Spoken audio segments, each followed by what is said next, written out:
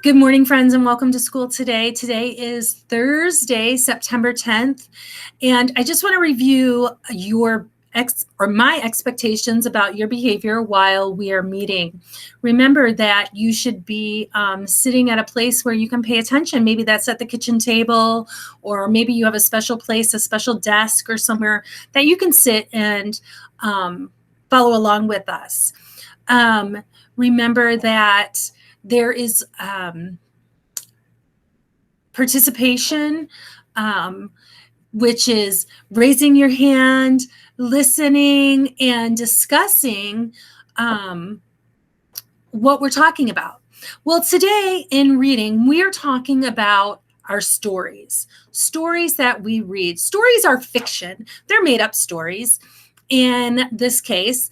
And we have been looking at three things about our stories. We've been looking at characters, we've been looking at settings, and we've been looking at events. Let me show you the slide. So hang on just a moment while I present my screen.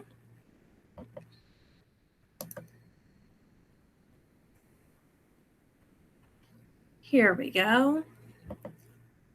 So what about characters? Well, I'm sorry. What about characters? Well, characters are the people, animals are creatures in a story.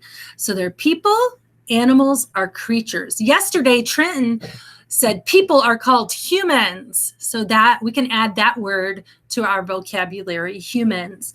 And we talked about different types of books and different characters in books. And characters are both main characters, who the story is mostly about, and then there's some secondary characters that we come in contact. For example, in our book about Mr. Wilson, I think his name was Willie Wilson. He was the main character, but then he had a friend, Dottie, who helped him get to school. So both of them were characters in the story. The wolf, Wilson, and the girl, Dottie. Then we're talking about settings. Settings is where the story takes place. And remember, a story can take place in a forest, in a school, on a farm, in a park, or on a playground, or even in a castle.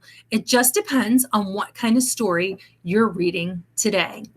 Then we talked about events. Events are things that happen in the story. They happen to our characters. So for example, in the book of Goldilocks and the Three Bears, she goes into a house and she finds one porridge too hot, one porridge too cold, one porridge just right. She finds one chair too big, one chair too small, one chair just right. And then she goes up to go to bed and she finds one bed too big, one bed too small, and one bed just right. Well, those are the events. Those are the things happening in our story. So let's watch Who Will Be My Teacher this year, a read aloud. Remember to pay close attention to the characters. I want to talk about the characters when we're done. I want to today work on describing the characters. What do they look like? What are their feelings? What did they hear? Those kinds of things. So pay close attention. I'll see you in a few minutes. This year.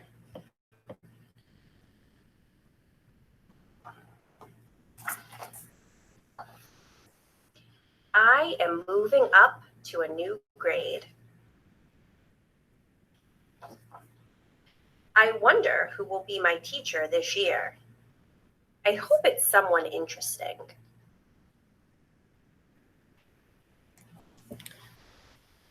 A kangaroo could be my teacher. I'll hop right into learning. Do I want a penguin for a teacher? No, the classroom would be too cold. A moose could be my teacher. We would have a place to hang our coats.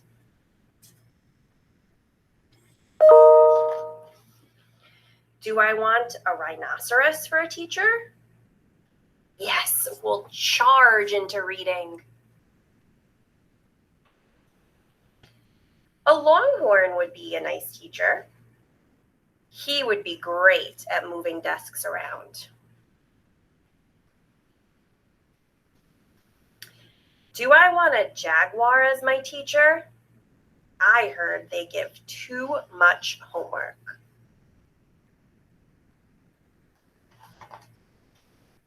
I could have an ostrich for a teacher. Would he let us outside for recess? A king cobra could not be our teacher. The principal said, "No fangs allowed in the building."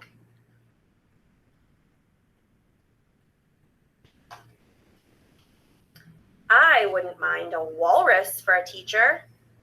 He would teach us to brush our teeth.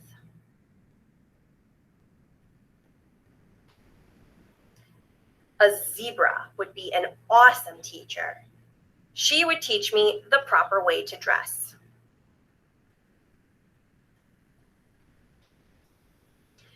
A pack of wolves would be good teachers. Math, science, and reading. We'll get it covered.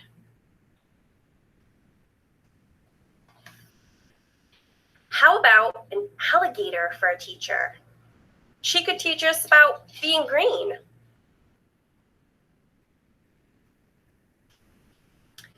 Seagull teachers would be way too loud. I need peace and quiet when I study.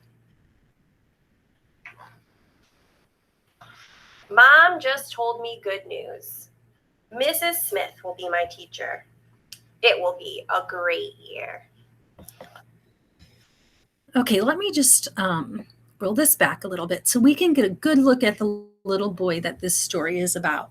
He is our character, and I'm wondering, is he a human?